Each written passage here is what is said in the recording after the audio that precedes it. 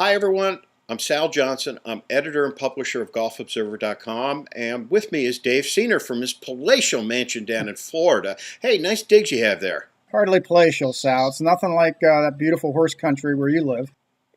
Well, a person that's going to beautiful countryside is John Daly. After 5 months, he's back playing golf. He's going over to Spain to play in the Spanish Open. What's your take on this? Well, I talked to JD's agent, Bud Martin, this morning. He says that he is cautiously optimistic about John's chances there. He acknowledged that JD still has a ways to go, but he seems to be very committed to turning himself around. He had the lap band surgery, and as a result of that, he's lost close to 50 pounds. He's down to about 215 or 220 now. He spent all last week with his new instructor, Rick Smith. They seem to be making some progress, evidently. So they seem to think if he can putt, he's got a chance to at least be in the hunt there. Well, when you talk about cautiously optimistic, does that mean he's not going to get arrested or get in trouble or any? But let's give John Harsh. the benefit of the doubt. We want to see John return. We want to see him, back to normal and not drinking. He's had terrible bouts with alcoholism. He's had bouts with gambling and things along those lines. He almost got it together in 2004. He won in San Diego at the Buick. Then a year later, 2005 in San Francisco, he was in a playoff with John Daly, with Tiger Woods at the American Express Championship. Three putted from 15 feet, lost that, went on another binge. Hasn't been the same since. So we just hope, we want to see a strong John Daly. He's good for the game if he does everything the right way. Well, I've said for years that this guy is a testament to the resiliency of the human body, that he can put himself through what he does and still come out there and play as well as he does at times. And I think it's kind of interesting on his website, he mentions, and it's a little bit of a jab at Butch Harmon, I think, but he mentions how nice it is to be with an instructor who has a positive attitude about him.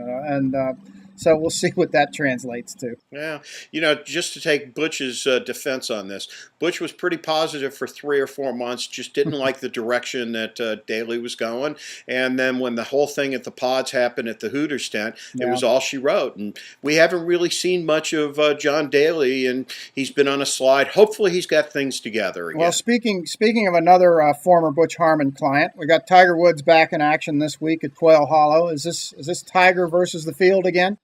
Well, it's always Tiger versus the field, but we're kind of hoping, since Phil Mickelson's in the mix, that we have a mano-a-mano on Sunday with Tiger. We have one with Phil Mickelson, final pairing, final match and everything, and go down to the final hole. That's what the game really wants to see.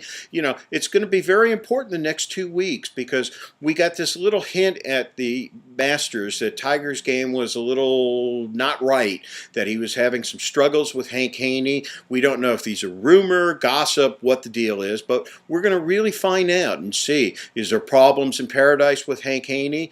Does Tiger have the swing going? Did he work on it in three? Oh, come on. The guy didn't exactly chop it up at the Masters, and I think all that stuff's a little bit overblown. I do think that he's not going to have the pressure on him that he puts on himself at majors.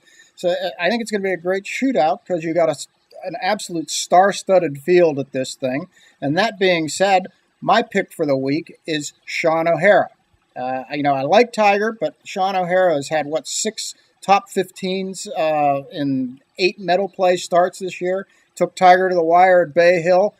He's a guy I think that we really need to watch at Quail Hollow. So who do you like? Well, Sean wants a little redemption. I kind of like Jeff Ogilvy because of the fact that he's on a golf course that I think he'll do very well on. He hasn't done that well in the last 6 weeks and ready to go. Again, I still like Phil Mickelson. And hey, you know what? Tiger Woods, you have to pick him every week.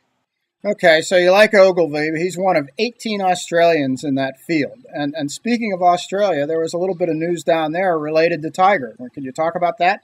Well, there was a report on Friday in the Australian Telegraph that basically said that IMG owns the Australian Masters and was trying to get the TV rights. There's 3 networks down there, and they put it up for bid, and all 3 said no.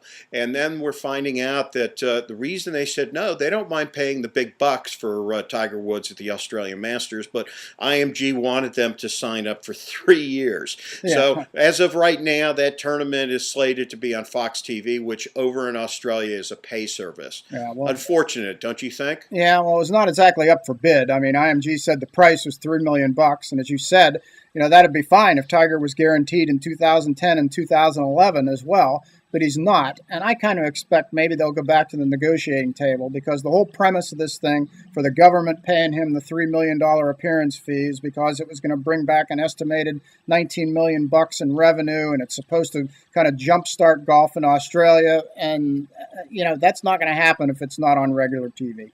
Well, Dave, another enjoyable session. Guys, we're going to be doing this. You're going to see us on Monday mornings, and you're going to see us Tuesday afternoon. We're going to do 2 of these a week.